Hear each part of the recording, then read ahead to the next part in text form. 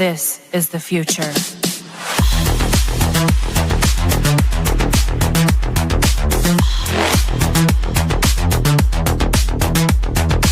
Evolution. The Crossing Realms Conference launches September 19th and 20th and will dock in Richmond, Missouri. This is already being called the event of the year, folks. With an unprecedented list of speakers and special guests, 2 days of cryptids, UFOs, and paranormal presentations, along with a celebrity-filled ghost hunt, meet and greet, gallery reading, vendors, and a film screening. This promises to be both educational and fun. Go to Eventbrite.com to secure your tickets and vendor slots before they are all abducted. They're going fast.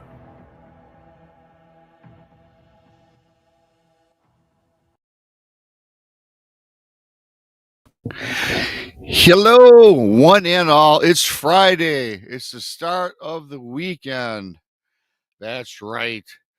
Thanks to everybody for coming on in and starting off your weekend with good old BMR. I always appreciate you guys. Thanks for tuning in. Have a pretty cool lineup of encounters for you guys. They're all a little bit different. One's a Bigfoot, one's a Lake Erie entity, and another revolves around Dogman. So 3 different ones, a little bit of a variety. So once again, thank you also for everybody out there. First of all, the artwork, that's Jason McLean. That's Jason McLean's doing. Hats off to Jason, fantastic artist. Just fantastic artist. He also, that's one of the art books. That's the artwork, one of my covers of my books.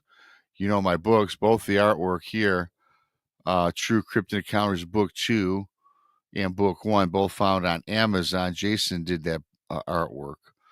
Type Bigfoot Michiganrob in your Amazon browser, and you can find the books there. Leave a review for those that bought it, and I thank you for that. It does help promote the sales. You can find us on Spreaker, iHeartRadio. Oh, boy, Google. You can find us on Apple for podcasting.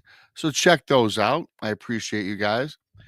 If this is your first time here, please subscribe to Bigfoot Michiganrob on YouTube. The Blondes and the Booze Paranormal Podcast on YouTube. Texas Front Porch found on YouTube. Donnie Cho Says Stuff. Our Paranormal World with Monica Rollins. Paranormal Paul. A whole host of other folks. Thanks for that. Of course, the Super Chat's open. A great way to help support what I do around here, what we all do around here. Thank you for that. You can also become a BMR pirate. Arr, thanks, mateys. Join the many, join the few, depending on your point of view. I appreciate all the pirate members. Thank you so much. We're growing. We're growing that a little bit, so thanks to all of you. Hit the like button. That helps the algorithm. Leave a comment after the show. That also helps the algorithm. Thank you for that.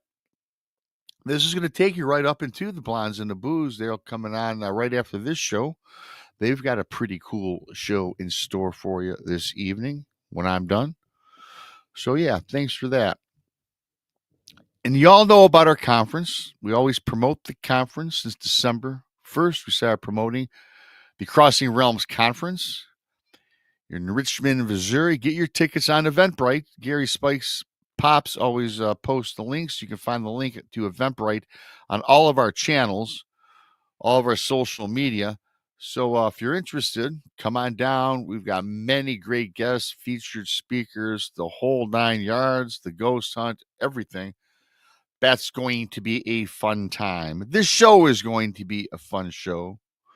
Thanks for coming in. Hey, Keith from Michigan, Diane Boss, Joe Stewart, John Tempering, again, Gary Spike Sr., Val from Pennsylvania, D Truth. Good to see you, D Truth. Mickey G, always a pleasure, Mickey. Lucas Williams, hi, how's it going, brother? Thanks for coming on in. Andres, thanks for coming in. Denise, hey, Denise, what's happening? Good to see you. Scrolling here a little bit, Mr. Anderson from the Matrix. Hello, Mr. Anderson. John Temperine, I think I said John already. Tracy Benna, thanks. Hi, Tracy. How are you? Thanks for coming in. Ben YouTubing. Well, Ben YouTubing. You look like you may be a new subscriber, excuse me, or new to the channel. Thanks for popping in. Oh, scrolling. Wendell. Hello, Wendell. Great to see you. You're awesome. Always good to see you. You're a great guy. Got good stuff going on. Who else? Scrolling. Yeah, that's all I can see right now. If I missed you, I'm sorry about that. It seems like you guys are filling in pretty quickly here. So if I'm missing you again, my apologies. I just see that we got, my buddy Keith. Thank you, Keith from Michigan. 5 new BMR pirates. 5 new mateys. 5 new pirates. Thank you so much for that, Keith. Danny Staten's in the house. Danny, I'm working on making you a mod. I don't know what the deal is. The Finster's in the house. Oh, Ben YouTube, he laughs. I've been around for a while. Well, first time I've seen you in the chat room. So thank you for popping on in and catching a live. Yeah, appreciate you guys. Appreciate all you guys, as you all know. Without you guys, I wouldn't really have a show. I'm on 4 days a week, as you know. I love the Friday night show because I kick back, starts the weekend. I tell some encounter stories, and it leads into the Saturday night show, of course, with the girls. You know, I'm on daytime, evening time, every day of the week, try to catch a variety of audiences. Tuesdays with Krista, that's a interview-driven show, 9 o'clock in East with Krista from the Blondes and the Booze. Thursday afternoons is with Tex and Brent Thomas. That's a cool kickback show where we sometimes have guests, sometimes we don't. And then Fridays, I'm doing this show now right around 6:30, and Saturday night at 11. So different time zones, different for everybody, so you can catch a live show. And of course, the replay is free, found in the archives. So thanks for that. So I'm going to get on with this and get this weekend started. I got, as I said, 3 different stories, encounters, if you will. Going to start it off with a Bigfoot. Going to move into a Lake Erie entity. Then I'm going to close it out with always a audience favorite Dogman experience. How's that sound? So I'm going to get the show rolling. Thanks to everybody. Hit that lick button. Hi, Hooking. Hi, hello, Hooking. Hello, OPR. So this is what I'm going to get rolling with here. And right in the beginning, this guy goes on to tell me, hey, Rob, man, this was a frightful day. Thank you to Joe Two Pops. All right. $5 super chat. Thank you so much for that. I do appreciate that immensely. Thank you, my friend. It was a frightful day, this guy starts out by telling me. It was the date of this was October 27th. The year was 2011. He goes on to tell me my name is Frank, and I am married. My wife's name is Julie.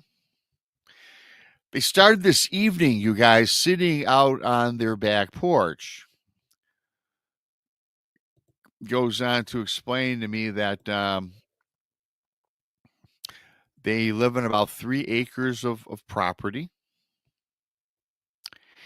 And the tree line kind of wraps around their home.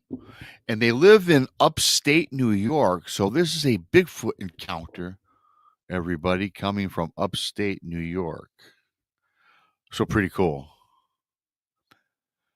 So as they're out there on the wraparound deck, or on their deck, wherever they're at, on the back of their house, they came across a very bizarre encounter. Now, what I love about this story, this is not the first time I've heard things similar to this. Suddenly, coming from the tree line, something running on all 4s came blazing out. There was deer grazing in the background. This 4-legged, I assume at this time, some sort of predator from the woods, came upon one of the deer.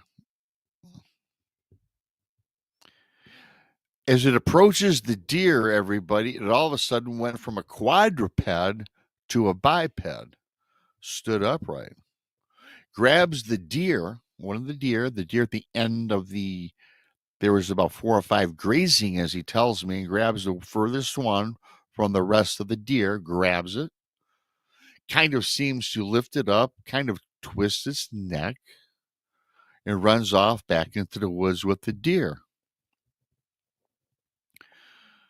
So this couple, Frank and Julie, I think, Frank. Yeah, the couple's name is Frank and Julie. They experience this right on their back porch. And this creature, whatever it is, runs off back into the woods. Frank goes on to tell me that, man, Julie and I just sat there in disbelief.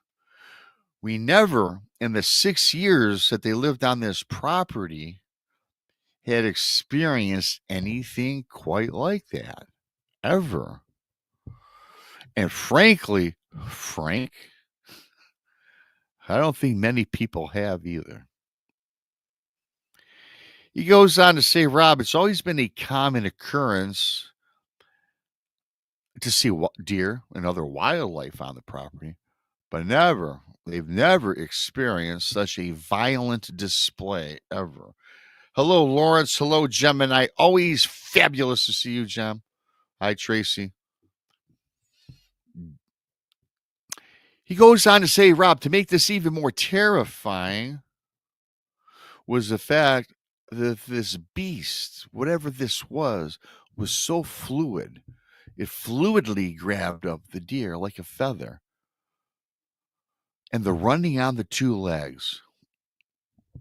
Certainly, bears, they can walk on 2 legs, but they're awkward. They're awkward in their approach.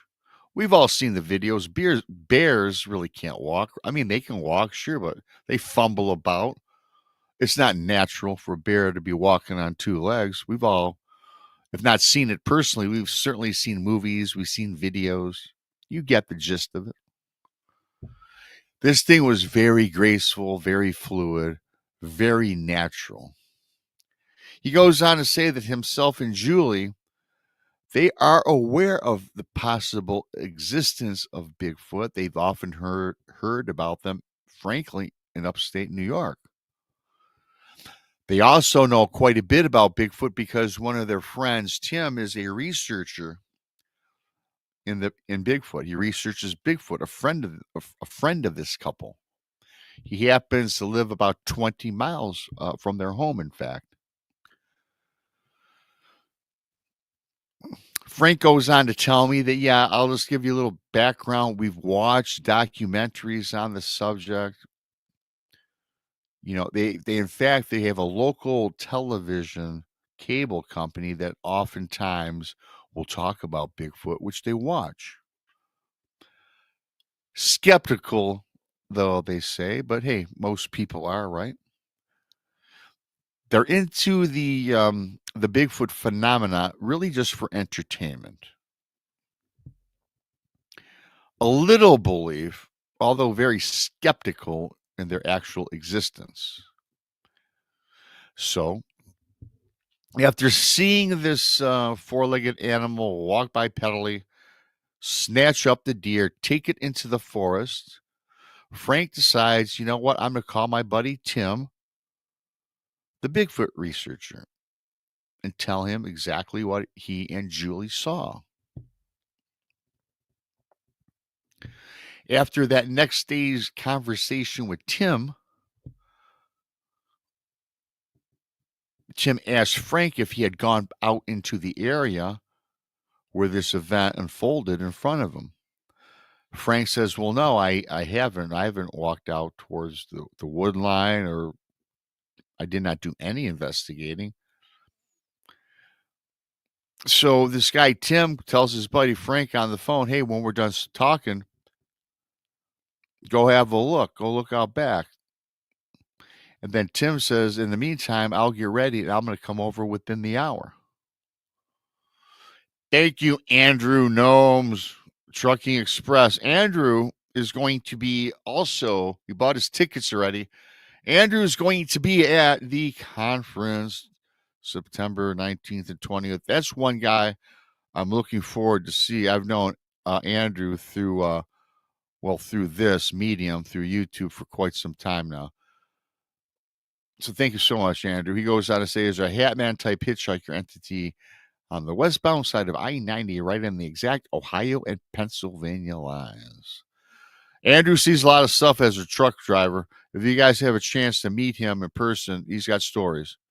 Moving on to this story. So this guy, Tim, calls Frank, and he's going to come on down. By the way, thanks once again, Andrew, and everybody else. He's going to come on down.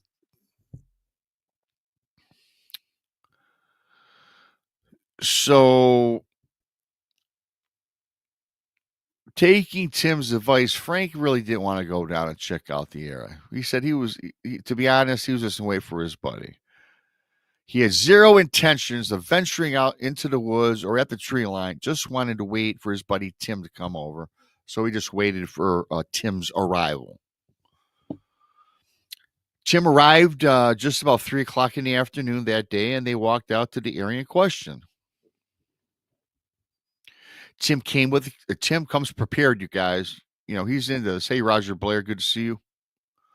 Tim came with a camera, a tape measure, some casting material, and some binoculars. Tim was really excited, as Frank goes on to tell me. He was just so excited to look at the property and just do some investigating.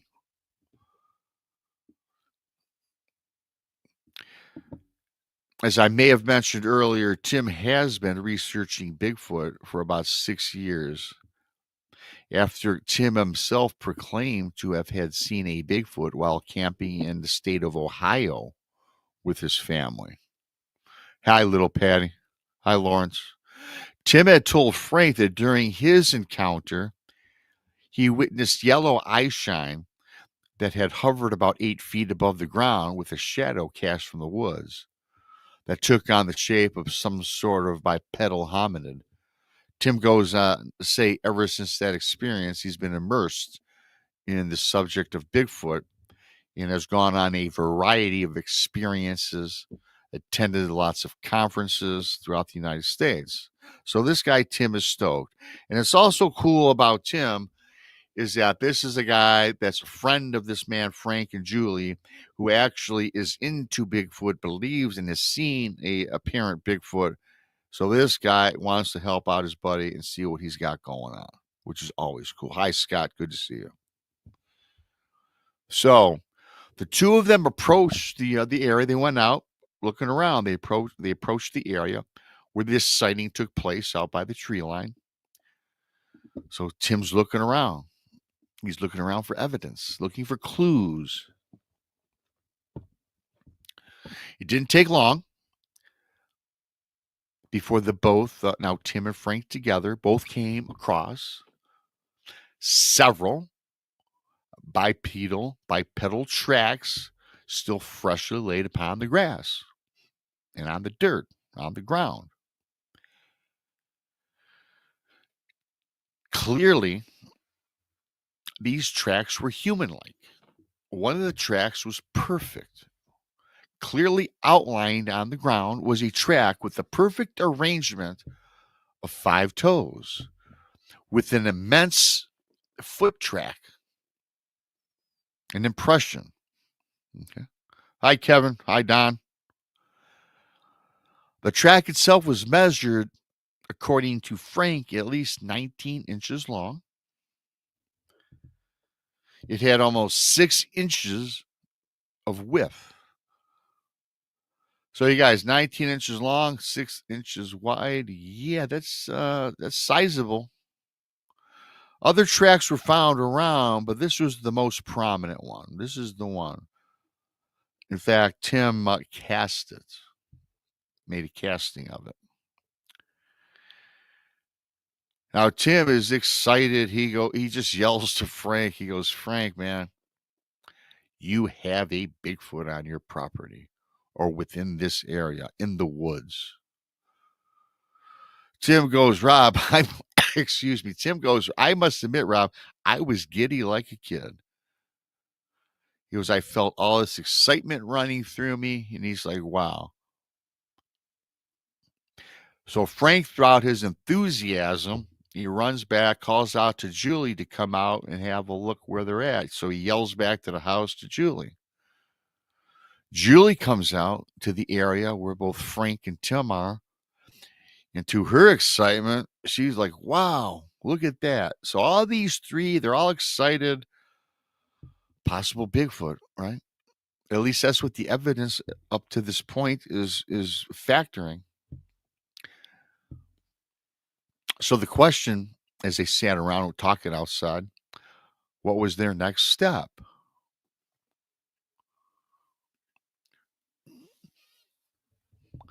So Tim went about with this casting material again and tried to cast all the other prints, but the one that he casted prior that was the best, this, that, and the other.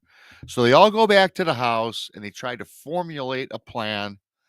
What's their next plan of action? Hey, CJ, hey, Standing Stones. So Julie makes dinner that evening, and Julie and Frank they were up all night just talking about Bigfoot. Later on, then it was decided that Tim and Frank would go hiking back into the woods the next morning and to look for more evidence, and hopefully they would come across maybe some more tracks or what have you. So going into that next morning, it was 6 a.m. Tim and Frank, they set off on their journey. And of course, in the email, Frank goes on that Julie kissed him, wished them both luck and safety. Julie, though, was a little reluctant that Frank was out looking for Bigfoot because I guess, according to the wife, Julie, Frank really not much of a woodsman. Loves the woods, but's terrible when it comes to hiking and camping. Kind of a novice, not very good at it. But she was intrigued and wished her husband well, along with Tim. Tim. So Tim and Frank, they set off into the woods, and they go right to the tree line, right where they cast the tracks, and they entered the tree line from where the tracks were. After an hour or so of hiking, they came across this rather narrow trail. And they came across a set of almost identical tracks that was left back on Tim's property that they both, witnessed. Tim once again set a cast, and after measuring this track, it again was the same measurement from the earlier cast the prior day, 19 inches by 6 inches. So yeah, you guys, that's pretty cool. They find this cast, this print on the property, 19 by 6. The very next morning, they find an identical print. So that, to me, man, that's really cool. So they are definitely on to something here, right? Hi, Moon and Noon. They now believe that they do have some great evidence. They both firmly believe now that Bigfoot's in the area. They ventured further, several miles, when in the distance, everybody, they heard a wood knock. It was extremely loud.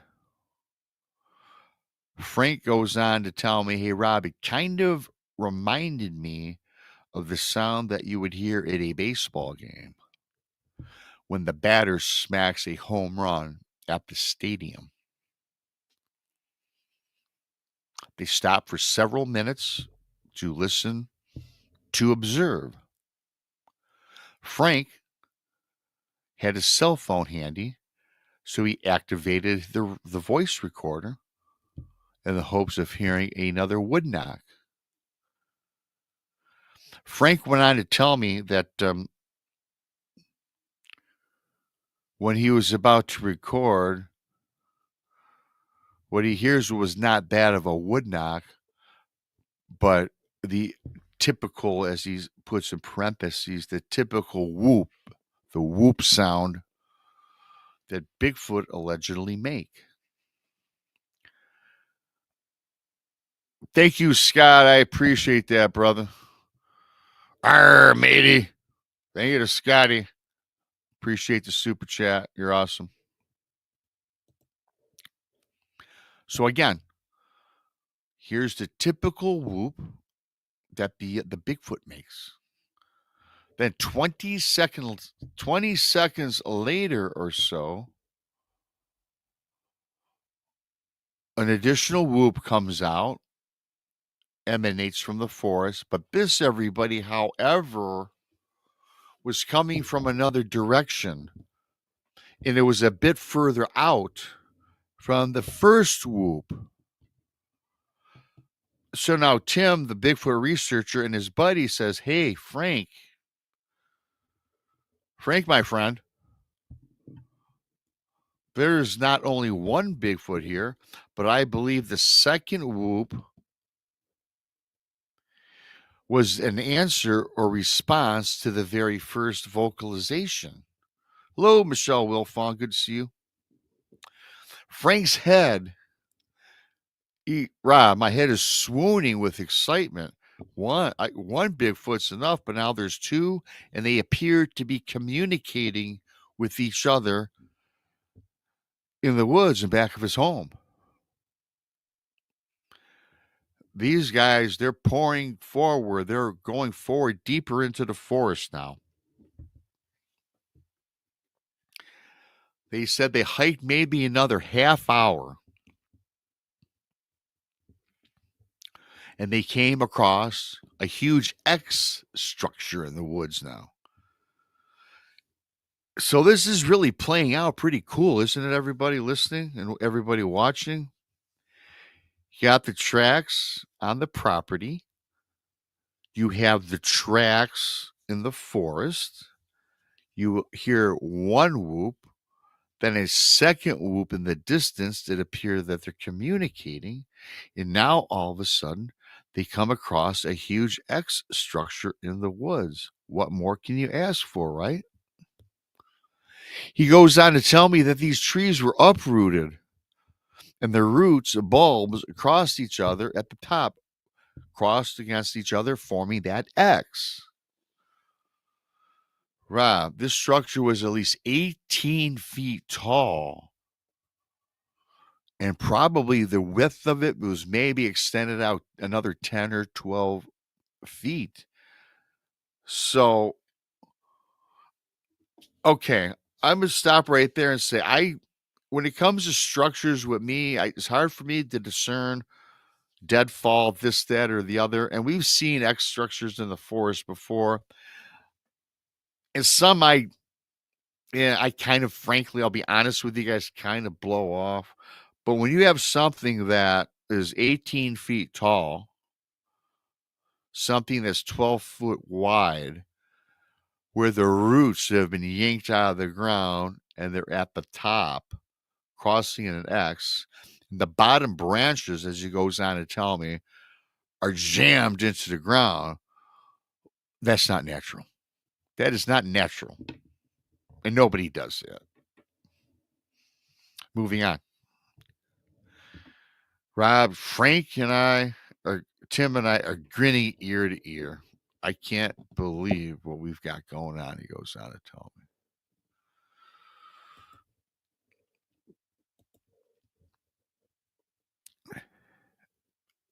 Frank even reiterates much what I just spoke on. He goes on to tell me, he goes back to say that, going back over all this evidence, not to mention the first encounter, right, that him and Julie saw with the deer, the quadruped turning biped, snatching it up. You got the footprint. You got another footprint. You got the whoops. You got the structure. Tim tells his buddy Frank, yeah, you got Bigfoot. No doubt. And there's no doubt now in Tim's mind whatsoever about these creatures, these beings, whatever you want to call them. Hi, Tyler. So Frank can't wait. He gets back home to tell Julie about the findings. She's all filled with excitement as well. Since this experience, Julie and Frank have joined in now with Tim in their investigations. And they too have become Bigfoot researchers.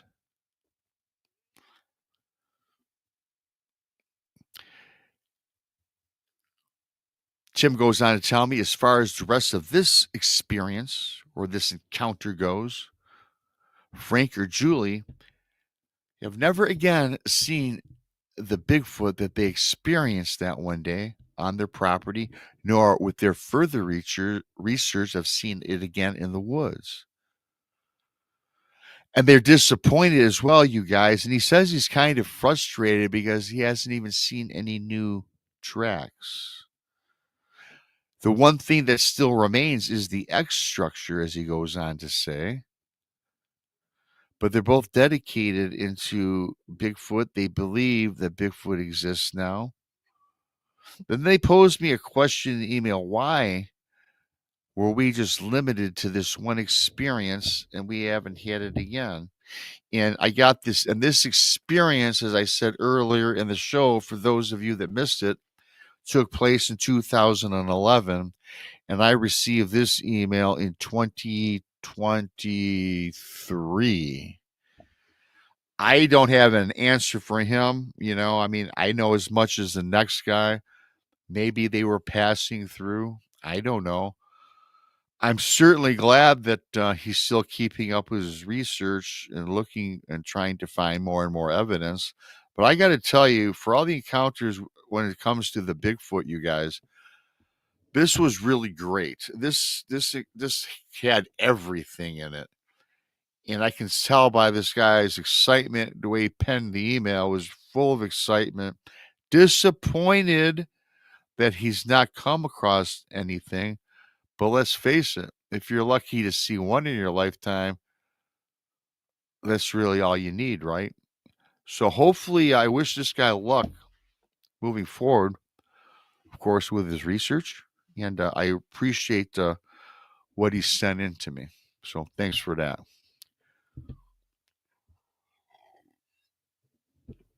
I want to thank all of you for coming on in. I'm going to move on to the next one here in a moment. Briefly, thank you to Keith, gifting 5 pirate memberships, Joe 2 pops, Andrew and Scott for your awesome super chats. Great way to support the show. I do appreciate you guys for that. It's very appreciated, not expected is what I mean to say. So thanks for that. Hit the like button, leave a comment, and subscribe if you're new. So I'm going to move on to this other one. I always like these stories that I get that are revolve around the state of Michigan. I get a handful, I guess, because I get a lot of followers from Michigan. This encounter, you guys are really going to like this. This is kind of, I don't know what the message is behind this, but I think that this couple, they got some sort of enrichment out of this. I think they got fulfilled in some odd way. Yes. Is this kind of creepy? Yeah. Is it weird? Yeah. So it has all the elements. And this guy was kind of, gave me a lot of details. He was talking about his marriage, kind of his whole life. I had to kind of edit out a lot of his background on his personal affairs because I didn't really want to air all that. But I'm going to get on with this for you guys. I think you're really going to like this one. And again, thank you to everybody for coming in. Appreciate you. So in the beginning of this guy goes on to say that he was peering through he and his wife's RV. He goes on to say that this RV was parked just outside of Lake Erie at Geneva State Park in Ohio.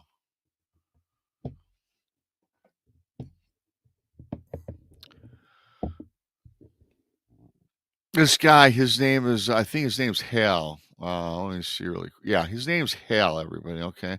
So he goes, when I had this experience, which I'm going to get into in just a few minutes, this is just kind of how he started this. He says, Rob, I think I'm going crazy. He was peering out and he sees the Geneva beacon light was full of blaze. Now, the Geneva beacon light is in Lake Erie, so it's out in Lake Erie, everybody. Okay. It was fully glowing off the shoreline of Lake Erie. So when he goes on to see, I'm going to get into it momentarily. He said that he and his wife, Jane, had planned to stay 2 nights at this park, then venture out into the woods. So where they're at, it's an RV park where you can hang out and park your RV. It's right at the shoreline of Lake Michigan. There is a glimpse of this beacon light, and then in the back of this place, there's the forest and there's the woods. So they're walk the shoreline of Lake Erie, and then they were going to go back into the woods.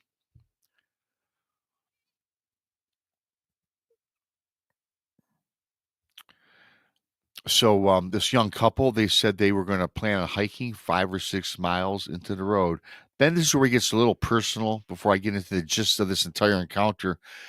He says, you see, Rob, Jane and I were having problems. We needed time away. I guess they were together for 5 years. He says 5 years was great. The last 3 years of their marriage, they were unhappy. And I guess during this time period of now 8 years together, everybody, they tried to start a family and they could not, for whatever the reason is. Not getting into that, but that was not happening for them.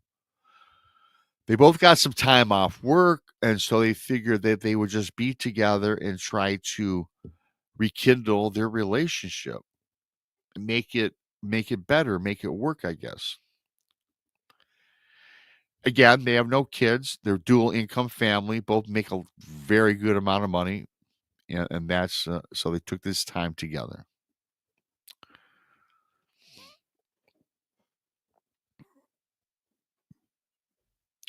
So, going back to what he's seen through at the Geneva light. Now that's kind of how he wrote it. So I try to keep it how they write it. I just try to memorize it and I try to move it around a little bit. So now we're gonna get back to everything that unfolds here at this point. He was peering towards the Geneva light with his night. This is nighttime now. He's peering out with night vision binoculars. When all of a sudden, this light, now this beacon, this light puts off an immense amount of light where you can easily see from the shoreline of Lake Erie. All of a sudden, this light was covered in a massive shadow. At first glance, this guy Hal says that he cannot make out what it was. He says he moves his binoculars down, he kind of rubs his eyes, he peers back through the binoculars, and again, looks toward the light.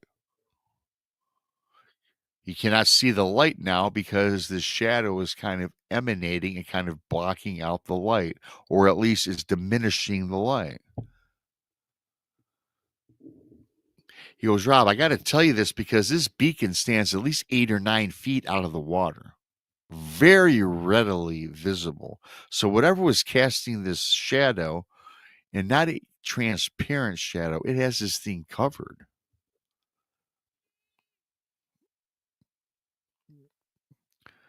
So thoughts start running through his mind as what in the world is covering this light? It wasn't a ship, it wasn't a boat, it wasn't anything. This guy is like perplexed. It was a clear night. The moon and stars above were shining brightly.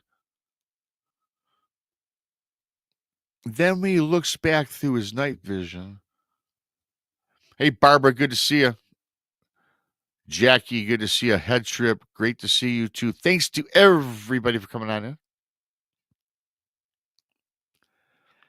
So yeah, so he goes back, looks through these binoculars again. And now he says the crazy thing is through the binoculars now, he's now already seeing this shadowy object that's kind of taking over that light out in Lake Erie.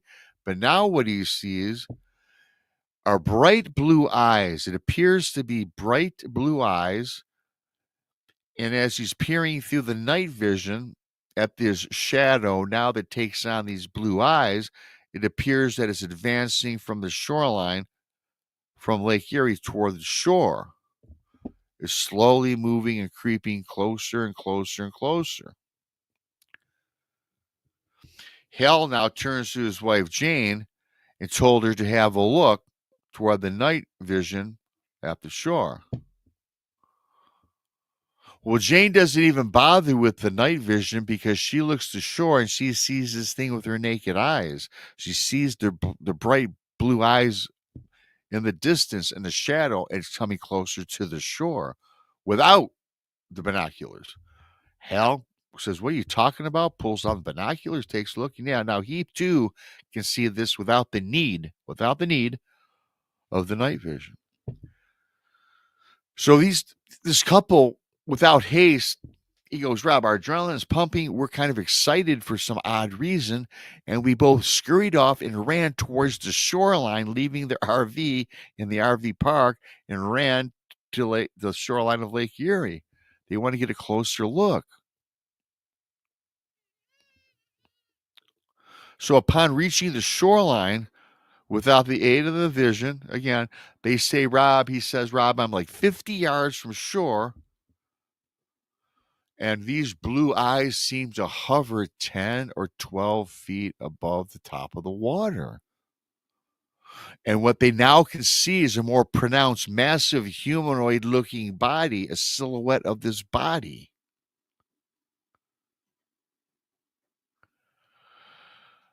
Ben YouTubing, I'm getting on with that. No, I'll tell you, it's not a water monster. This is what they're experiencing right now on Lake Erie, some sort of entity. Okay. Then in an instant, this entity, whatever you want to call it, sinks down and kind of dissipates into Lake Erie, which now exposes a fully visible Geneva light. So right off the bat, Hal goes start about wanting to have some excitement and spice up the marriage. He goes, "Rob, that's just the start of things. This story gets more bizarre than just that." So he continues on.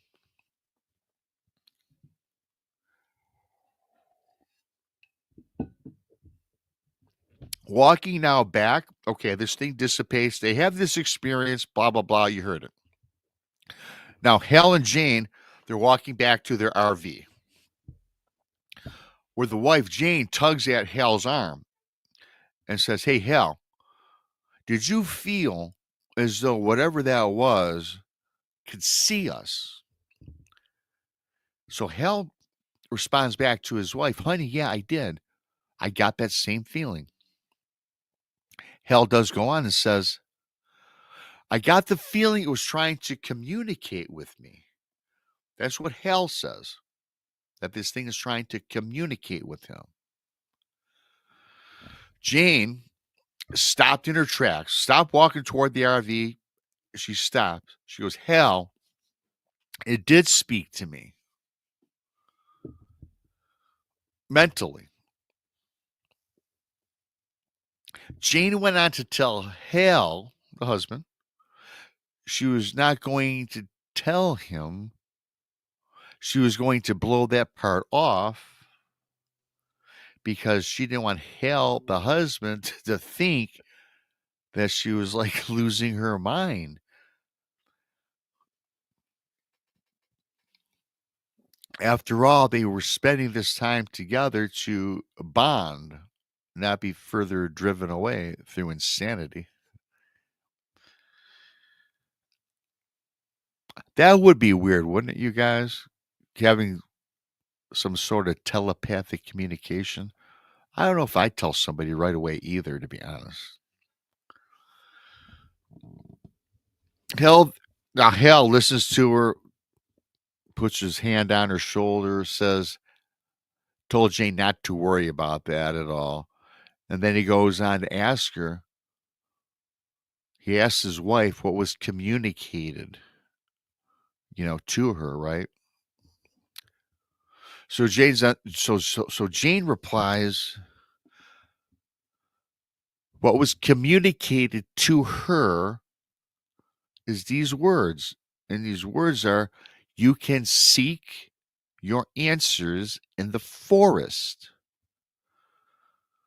Again, I'll repeat it for you guys. What she thought was spoken to her, mind speak, telecommunications, whatever. You can seek your answers in the forest.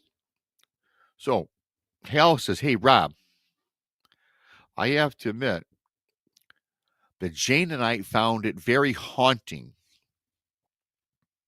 Well, of course it's haunting. It's haunting to me just telling you guys this story. But the part about it that's haunting for this couple is the fact that they both were actually planning on hiking into the forest the very next day. So they're thinking, is there a correlation? Is there some sort of unknown premonition going on here? Was this just the excitement brought up to help, rekindle the marriage or whatever? This is what he's throwing out. This is what he's questioning, right? Well, they decided that they were definitely going into the woods and find out whatever it is. The next morning, they wake up, they go to the Geneva Park Forest. They found a spot to hike on. Of course, Hal goes on, gives me the details about they both sported, the usual backpacks. They also brought a portable pop-up tent just in case they really want to spice up their marriage and be adventurous and sleep a night or two in the woods. And they didn't even know if that was allowed, to be honest. But they, again, wanted excitement, right? Their first experience at the lake certainly was at that lake's edge, seeing that entity. So this entire trip starting out very bizarre for them. They also brought along your water. He says they brought some jerky along, whatever. They didn't bring a lot, you guys, because they also told me that, look, if they got hungry, if they spent a lot of time, the RV was back, fully stocked with food, so that wasn't a big thing for them. So as they continue on in this hike on their journey,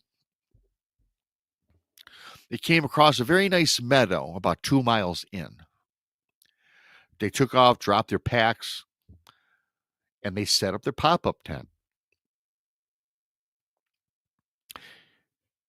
He goes, at this time, Rob, it's probably a little after 10:30 in the morning, and they just set up their camp. They just put up the tent just in case, and they put all up their food and stuff in there, brought some things in their backpacks, and so they decided to further out the trail ahead of them from their new campsite.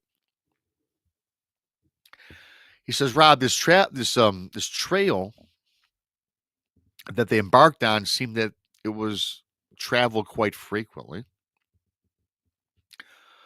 Saw some human footprints or tracks, saw some variety of different animal tracks. And it looked like it was just beaten down, like people were traveling it all the time.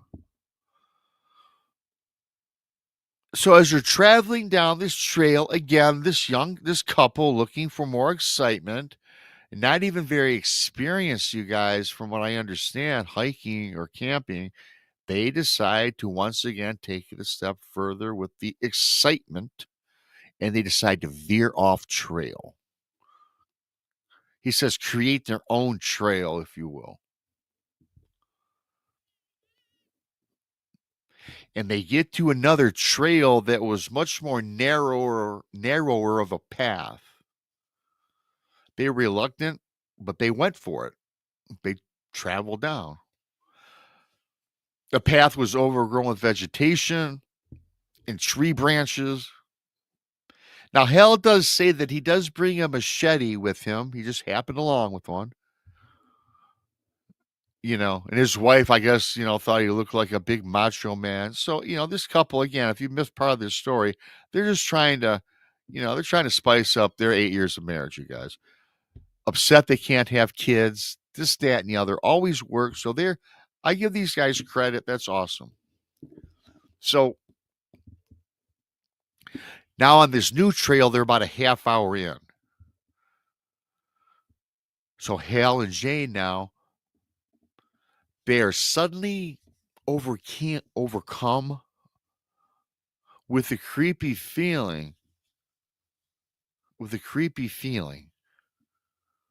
that they were not alone. In fact, Hal goes on to tell me that he and Jane almost, they turn around like in unison. They both turn around and in unison, they're about to speak to each other. Like they both knew what was on each other's minds. About, hey, are we not alone? They both say to each other.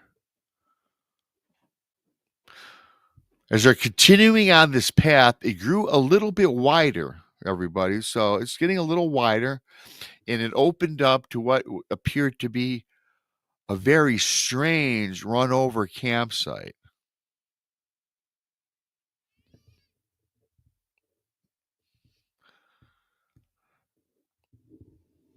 The campsite was very odd.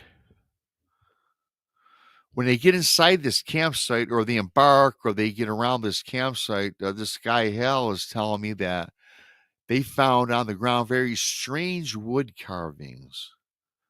These strange wood carvings literally littered the ground in front of them, or all around them. Rob, he says, I stopped and I picked up one of these strange objects. He goes, I had to drop this thing. All of a sudden, I'm spooked. One of these carvings appeared to be that of a human body. A human body. But it had the head of a half human, half animal type of head. So, we've all seen those. I did a similar story with something like that a while back about those men that the bulls with head of men. What do you call? I forgot the name of it already, but yeah. So it's just a human-like body with a human-like animal head attached to it, and it's a wood carving that they found in the woods. Then, as they're venturing about this campsite, they don't know why, though, that they immediately just don't turn around and go back, but something, they were drawn to this campsite. They can't, for whatever the reason, quite leave, not just yet. And they're rummaging about this campsite, and they find another, and another of these weird carvings, all different types of carvings. Very beast-like, yet at the same time, human-like. And then they look further ahead and they see a rather large makeshift shelter. It appeared to be a shelter. It was constructed with very thick branches and tree brush. And it looked like some sort of dwelling that somebody literally put together or assembled, whatever. It was literally big enough to stand in. Rob says, hell, I approached it and it was solid. It was very solid. You could walk right into it. He goes, this was a person's dwelling, right? Yeah, Yvette, Minotaur. That's the word I was looking for. Thank you. Hello, Chris Mindforce. Hello, everybody. Thank you all for coming in. When I tell these, I don't really look in the chat too often. Love y'all. Thank you so much for joining me. So anyway, he goes on to say this is like a person's dwelling, right? A person's dwelling that they stumbled on. So if we're looking back at this entire experience from this couple, If I revert back for those that missed, I'll briefly recap just a little bit before I move on. Lake Erie, they see that beacon light. It's overrun by this ominous shadow with blue eyes, approaches them. Mind speaks to the woman, right? About going into the forest, which they are now in the forest.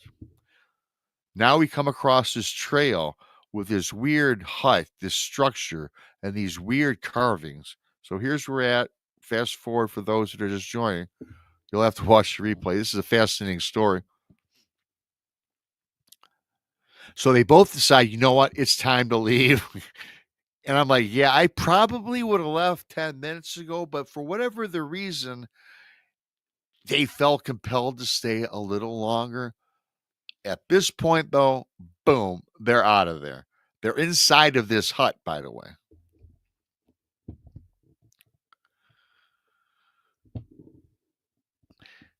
Rob, Hale says, it would be a minute, though, before we could actually leave.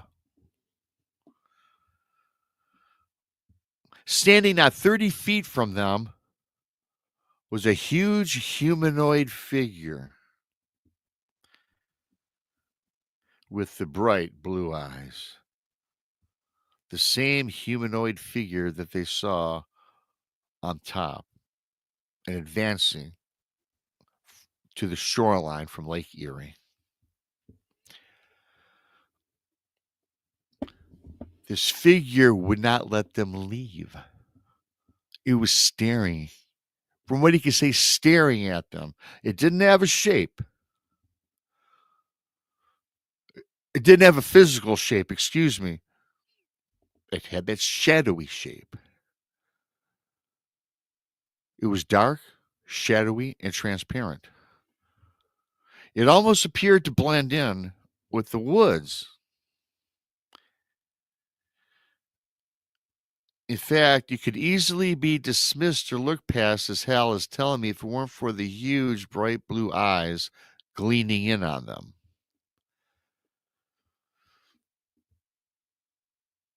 The face, they try to find a face. This entire object, this entire being is nondescript. The body was massive, both tall and wide, but it was ghostly. Now, this guy Hal goes on in this email, says, Rob, man, I've heard about Bigfoot, but this ain't no Bigfoot. That's what he says. At least not what he has heard about the legend of Bigfoot, the images that he's seen on Google, as he goes on to say. To make this even more strange, though, everybody, is that Jane received a communication. Now, y'all recall back earlier in the story that Jane got a prior communication. So now, in the woods, face to face with this being that they saw from the lake, she gets a communication in her mind. Telepathy, mind speak, I don't know. It's in her mind, as he says.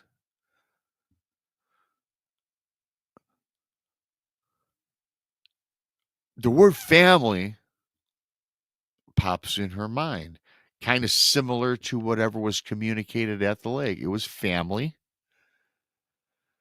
And then she turned to Hal, kind of oddly. She says to her husband, Hal, I think this is what we were looking for. Now, that's the wife, Jane, speaking those words herself to Hal. I believe this is what we both were looking for. Kind of odd, eh, everybody? Both of them are now looking at each other, and they take their eyes off of this being. They're looking at each other, trying to figure out things. I don't know. I don't know that I would have looked and taken my eyes off of this thing for one, but hey, that's what they say, right? So Hal asks Jane, what do you mean by this? She goes on to say, I'm being told about these words family in my mind. She goes, I can't get this word family out of our mind. Now, as you guys recall, this couple could not start a family.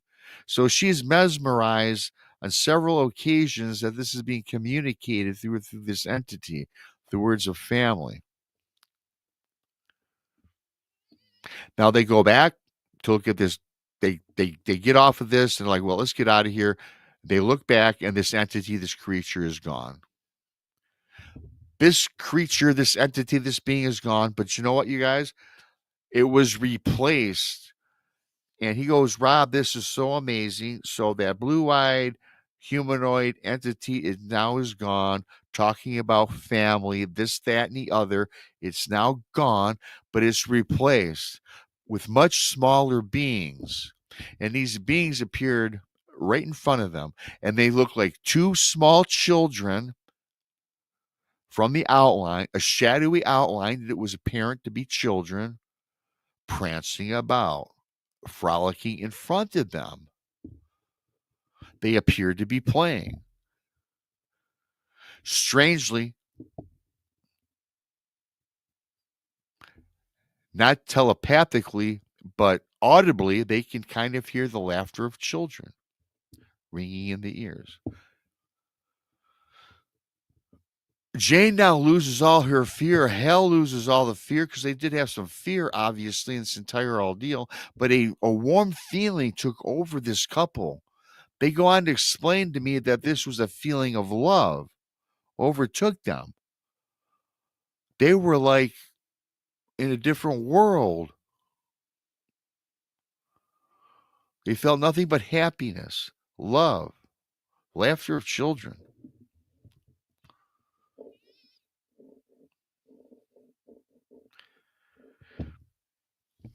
Hell says, Rob, was this in a strange way the message that was communicated earlier to Jane?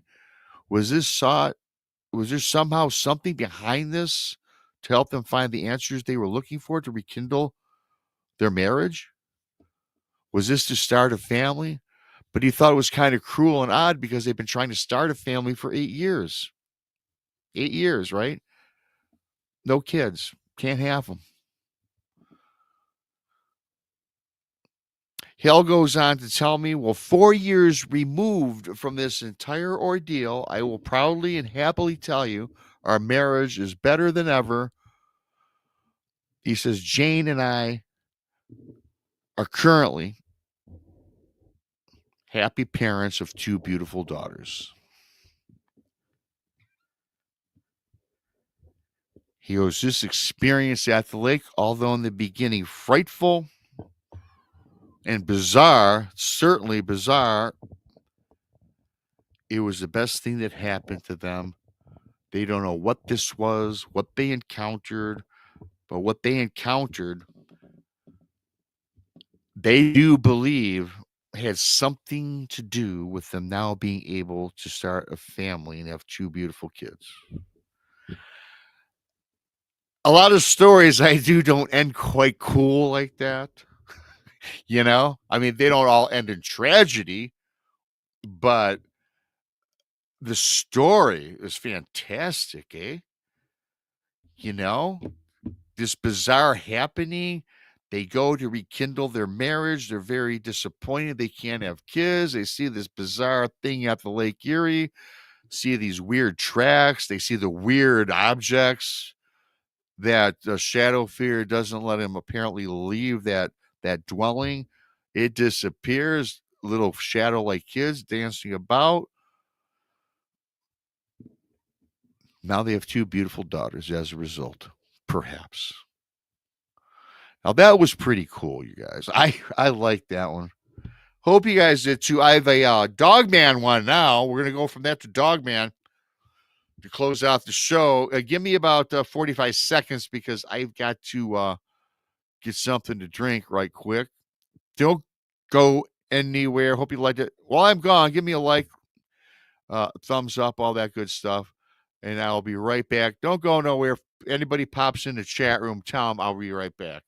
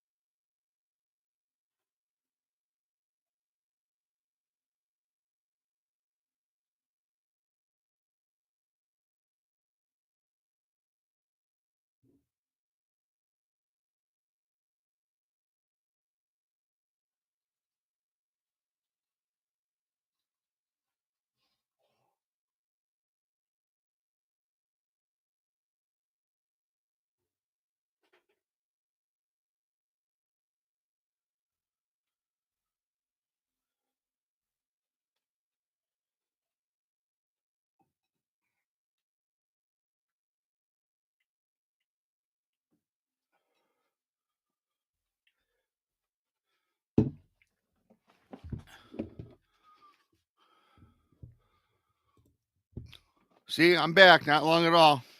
Wasn't gone too long. I see 3 people left, but it is what it is. I'm glad you're starting your weekend with me. If you're just coming on in, go watch the replay. I started the show with a pretty cool Bigfoot encounter. The second one I just finished up was bizarre. It was about some entity in Lake Michigan, Lake Erie, in the Lake Erie a park or a forest surrounding them that this couple came across, which had a cool ending. So yeah, thank you so much for coming on in. Hope you liked them. And I got one more for you. We're going to close out with, of course, Dogman. Everyone loves their Dogman. I love you guys. Thanks for coming in. Thanks for the likes. Once again, really briefly, I so appreciate folks that are able to donate. Not expected, always appreciated. Keith, Joe, Andrew, and Scott. Thank you guys. Thank you so much. So I'm going to move on for the last one. Then you guys can get on to whatever else you have to do. Val, if you're still here in the chat room, Val's from Pennsylvania. This comes from Steeler country. The guy sends this in to me about an alleged werewolf or dogman. Once again, with Val, I always kid Val. She's got creepy stuff in Pennsylvania, you guys. I'm beginning to think that Pennsylvania is the place to be when you want to find these things. Michigan, Ohio, Pennsylvania, the Midwest. Not everything is in the Pacific Northwest, you guys. Guy starts out right out of the bat. Rob, surely werewolves don't exist, right? I don't know. I believe in shapeshifters. I do.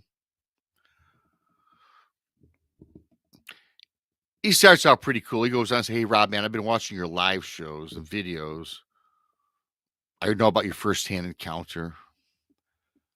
I've been watching you probably for about a year. I don't go in the chat room. He goes, I'm what people call in chat a lurker. I just lurk. But frankly, I watched a lot of the replays. Rob, for this experience, just refer to me as Larry. I'm not giving out my name, my exact location, this, that, and the other. He goes, to this day, I go back and forth. He still can't process what he saw late one evening during the 4th of July holiday, the summer of 2020. Hey, Patty G, good to see you. Hello to everybody for coming on in. I appreciate you guys. Thank you so much. He goes, I live in the woods outside of Pittsburgh, Pennsylvania, near the Hemlocks. He goes, to break the ice, Rob, I'm going to refer to it as Steeler country. I thought that I would throw that in there, Rob, as I do follow your show. I know you're a big Detroit Lions fan. Thank you, Diane Boss. You're awesome too. Love you. Thanks you for the $5 super chat from Diane. Appreciate you. Diane's awesome.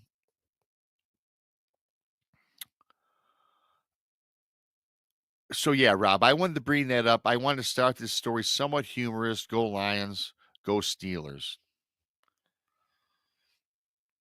This was kind of hard for me to type and send out to you, but I did it anyway.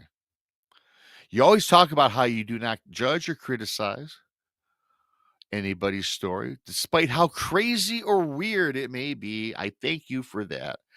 And yes, for those that have been following me, you know that I just take these stories and I just run with them. I let the audience decide what they may or may not think.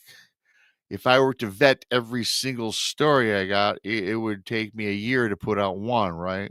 So, hey, I don't walk in people's shoes. People see things out there. What they are, I don't know. They don't even know what they see half the time, right?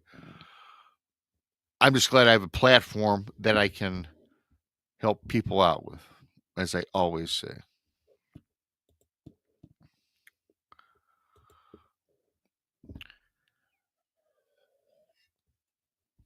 So this guy, Larry, goes on to say again, it was late in the evening and the amazing fireworks were just about done. At the edge of my tree line, every 6 or 7 minutes, The sporadic letting off of those fireworks lit up the tree line, covering a solid 120 feet or so. Admittingly so, it was a long day, and I was finishing off my last beer, getting ready to call it a night. Upon the last firework lighting up again the wood's edge, I saw what appeared to be a rather huge image of a humanoid, of a rather big. It was, what does he say? He says it's a rather huge humanoid looking appearance from the tree line, illuminated by the firework. It was outstanding in the distance. He says, Rob, this thing, whatever this was, I can't make out. It seemed to be taller than the average man, much wider than the average man. The reflection projected from, I'm going to call this a creature just to start, Rob. It had these red ominous eyes, burning bright. At first, though, Rob, I did think that this was the illumination of the fireworks, and I thought that my eyes were playing tricks on me. Because, quite frankly, I had a few beers, the fireworks were ablaze, so you never know. And then I realized the eyes were getting close to me. And this object, this being, this humanoid, hominid, whatever, was walking bipedally right in my direction. He says, though, the thing that really chilled me to the core, he says, is that the fireworks diminished and now the entire wood line turns black. All I now can see is those burning eyes approaching. At this point, he says, my estimate was about 50 yards out. Then he says his fears heightened. The eyes blinked twice. And upon the second blink, he knew that was something. And upon the last blink, he got worried because the eyes did not back open. They did not reopen. Now it's total darkness. Rob, I stared into the darkness. I stared into the tree line. I'm in a trance. I'm not moving. Now, Rob, not like your encounter. Yes, I did hear about your encounter, as he goes on to say. I wasn't paralyzed, but I'm just in this trance-like state. I'm waiting, and I'm waiting for the eyes to reopen. Trust me, Rob, I did not want the eyes to open, but I needed this. I needed to be sure of what I saw, he goes on to say. Then he says, now about 25 yards away, it happened. The red eyes opened. Just as the eyes reappeared, he says, another blast of fireworks illuminated the sky. And there it stood. It was tall. It had a wolf-like head, tall ears on the side, coming out off the side of his head, long, glaring snout. I could see glistening fangs in the distance. Rob, this was not natural. This was not natural at all.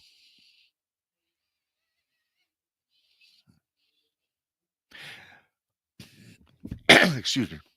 I remember, Rob, in a story about the Dogman being almost like a bipedal canine with a German Shepherd type head with a real thin body.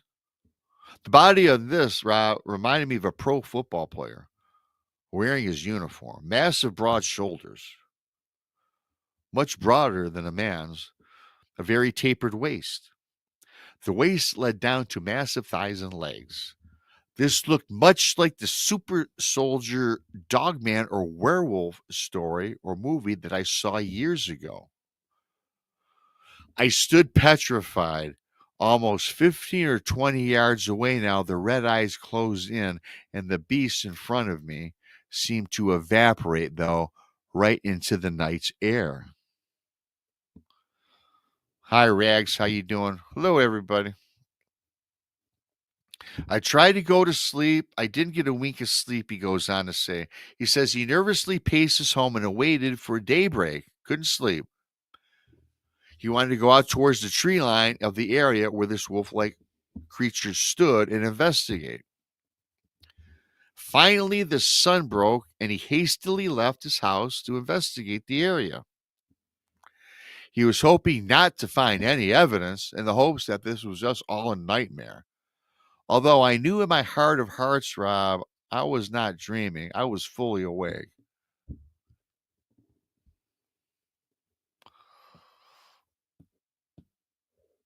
Thank you, Mr. Castro. We now have 10 new BMR pirates. Arr.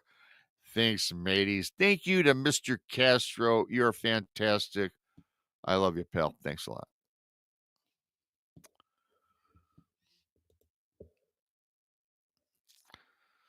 So again, this guy ventures out to the property. He wants to investigate where he saw this massive creature with those, the bipedal, the red eyes, this, that, and the other.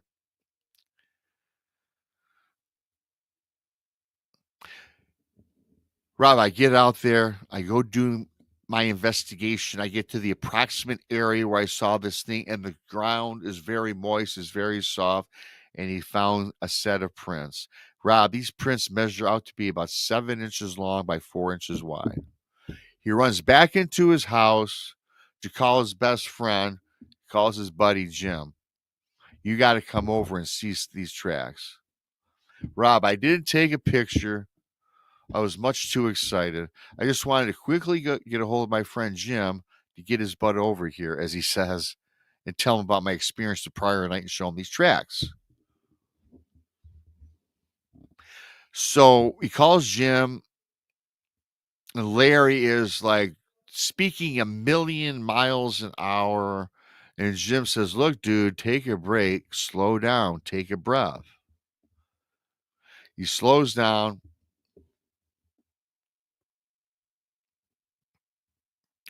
And then his buddy Jim says, "Don't disturb the ground. I want to come over and check out these tracks." So finally, when Jim arrives, he tells him the story. Now, Jim, of course, knows his buddy and asks him how much he had to drink the prior night. And I guess his friend said it in a manner kind of like where to ease his terror or to calm him down or whatever. So just kind of breaking the ice with his buddy. Never in 20 years of friendship, this Larry goes on to tell me that his buddy ever seen him so distraught. So he knew that his friend was really in a panic. So Larry says now it's time to take his buddy out to his findings, show him the tracks. Larry says, "Rob, a pit in my stomach turned up as upon approaching the area where the tracks were, they were not there. None were to be found. Nothing. No evidence, nothing. As if they were never there in the beginning." Jim kind of looked at him standoffish now, his buddy, right? Larry says, "Rob, I'm now starting to feel foolish. Maybe I was dreaming, this, that, or the other." Then Jim asked him where else he might have seen the tracks. He says, "Well, it came out, it walked out from the tree line. I didn't look back by the tree line," he tells his buddy.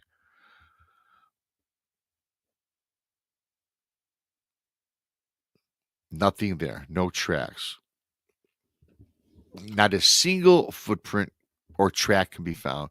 So now Jim is totally 100% embarrassed. He keeps asking himself why he didn't take that picture. Well, we've all been there, so I wouldn't really worry much about that one. Jim, being his friend, offered him his sympathy, empathy, but he could see in his buddy's face that he was very distraught. He apologizes for dragging his buddy out of bed to check this out, this, that, and the other. So this guy really feels foolish. So they're standing at the tree line. The good old friend of his is patting him on the back, saying, "Don't worry about it. Everything's cool, bro." This, that, and the other. They're standing out there for about 20 minutes before going back into the house. Then suddenly, A very loud and guttural vocalization rang out from the tree line, from the woods. As and this is as they're walking back to the house. So now Jim and Larry, they stop dead in their tracks. They turn back to the tree line, but they see nothing. They headed back to the house. Now Jim is somewhat feeling a little bit better that he's got some sort of, something matches up with his story with the tracks being gone. He was happy at least that they heard the unusual growl from the woods. He goes on to tell me, Rob, of all my years out in the woods hunting, he never heard such an ominous sound. And he says it sounded ominous. He goes, those tracks, though, Rob, it still gets me. How did they just flat out disappear? I know what I saw. Jim said that he would further go back later and help him, and maybe they should go out and investigate in the woods. They take one last look at the wood line, but there now, you guys, in the distance are those blazing red eyes. They appeared. Finally, now it's coming together. This guy, Larry, is not looking foolish. Tracks are gone. They hear now the roar, and now all of a sudden, him and his buddy see the blazing red eyes from the tree line. Now, of course, red eyes could be anything, but at least now this guy's feeling a little bit better about dragging his buddy to his place to investigate, right? And he goes, Rob, the crazy thing, though, about it, as I mentioned, it was morning, it was daylight, and these eyes are ominous through the woods.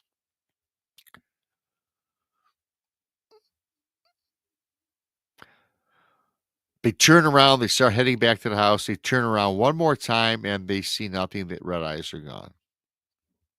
He goes, Rob, I don't know what I experienced that night, what that creature was.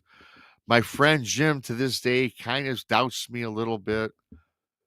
But I don't know. That was my experience. Was it a dog man? Was it a werewolf? I saw what I saw. I saw that oversized head. I saw the wolf's head. I seen the red eyes. I heard the howl. I saw the tracks, which dissipated, vanished. At least my buddy, when he came back over, he goes on to say, did at least hear the growl and see the red eyes. So I don't feel that bad today. Although I still question, was I delirious? Did I have too many beers? I don't know, as he says. It was 4th of July, he says. I hope you share this story because that's what I have. Don't know what it is. I hope you enjoyed it.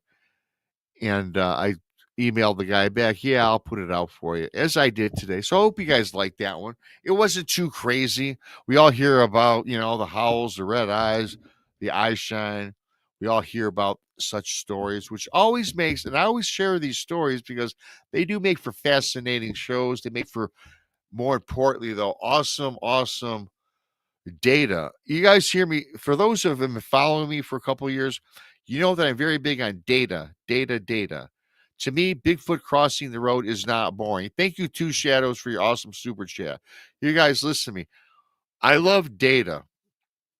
Bigfoot crossing the road, I can get that 500 times. I don't think it's boring. You know what it does? It helps people, especially the researchers, corroborate things, right? We've heard a lot of different encounters throughout the years. A lot of them have common elements, you guys. So, you got to put two and two together. Being pseudo scientists, if you will, the more stories that relate, the more pieces we can put together because this mystery behind these cryptids is just fascinating for me and for all of you too, because, that's why you tune in, not only to me, but to all the other shows, the Blondes and the Boos, Tex, and all the other people outside of our little group that we put together. I find it fascinating. It's a mystery to me. It's a mystery. I love doing this. I love you guys. I love the support, the love. You guys rock. Blondes and Boos are on in about 20 minutes. Thanks everybody that came in today. And once again, I always am appreciative. Thanks to Two Shadows, man, for the awesome super chat. Scotty Andrew, Joey, Keith, you guys are appreciative. I appreciate all of you.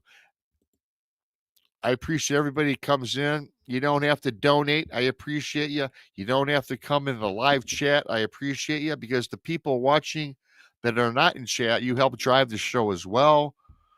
Because without every view from the members in chat and from the people that watch a replay or the lurkers, you guys all rock. A big part of the good old BMR family. With that said, I have a show Saturday night with the gals at 11 o'clock. Don't know what that's going to be. We're doing the bizarre news and everything else. Go check out the Blondes and Boos. They're coming on in about 20 minutes. With that, you guys have a great weekend. Of course, I'm Bigfoot Michigan Rob. And until next time, have a great, fantastic weekend, and I hope you enjoyed this show.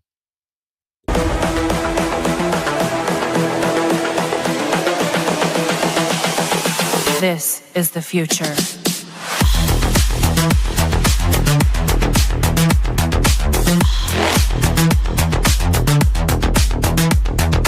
Evolution. The Crossing Realms Conference launches September 19th and 20th and will dock in Richmond, Missouri. This is already being called the event of the year, folks, with an unprecedented list of speakers and special guests, 2 days of cryptids, UFOs, and paranormal presentations, along with a celebrity-filled ghost hunt, meet and greet, gallery reading, vendors, and a film screening. This promises to be both educational and fun. Go to Eventbrite.com to secure your tickets and vendor slots before they are all abducted. They're going fast.